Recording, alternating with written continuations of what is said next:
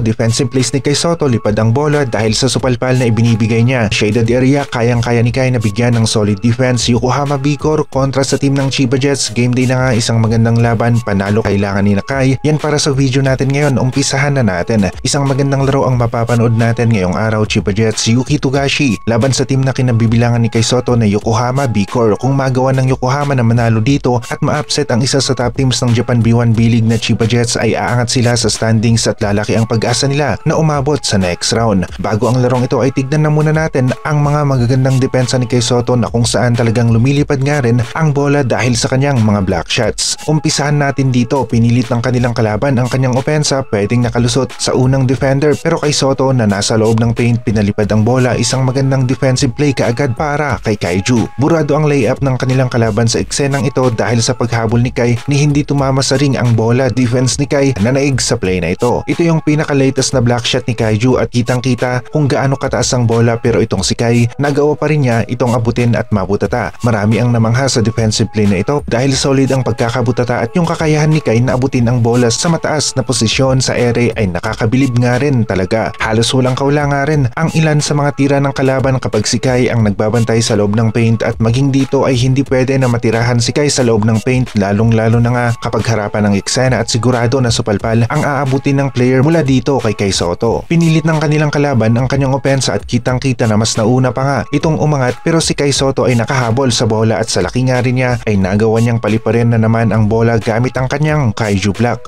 Pagdating sa depensa sa loob ng paint ay madalas nagagawa ni Kai Sotto na depensahan ang ring at mabigyan ng solid na butata ang mga players na umaatake dito. Nagawa ni Kai na mapigilan ang import sa play na ito at pumapantay nga rin ang lakas ni Kai kontra sa mabibigat na import ngayon at madalas ay hindi na nga rin basta-basta ang napapaatras si Kaiju kapag pinopostehan ito. Merong block at steal sa play na ito galing sa depensa ni Kai Sotto. Isa na namang Kaiju home run ang nagawa ni Kai, malayo ang pinuntahan ng bola dahil sa kanyang block at 24 seconds violation. Depensa ni Kai Sotto panalo sa play na ito. Isang easy block para kay Kai Sotto, taas kamay lang ay sapat na para sa magandang depensa sa eksenang ito. Solid na help defense ang binigay ni Kai dito at walang kawala ang tira ng kanilang kalaban dahil na rin sa loob na naman ng paint ang inatake nila dito at kung naka-establish o maganda ang pwesto ni Kai sa shaded area ay madalas good defense ang kanyang naibibigay laban sa mga players na gusto siyang maiskuran dito. Napa-euro step ang kanilang kalaban pero itong si Kai Sotto mas maganda ang pwesto sa loob ng paint harapan. Ang eksena mas malaki si Kai kumpara sa import at nasabi na nga natin na halos imposible na maiskuran si Kai Sotto sa loob ng paint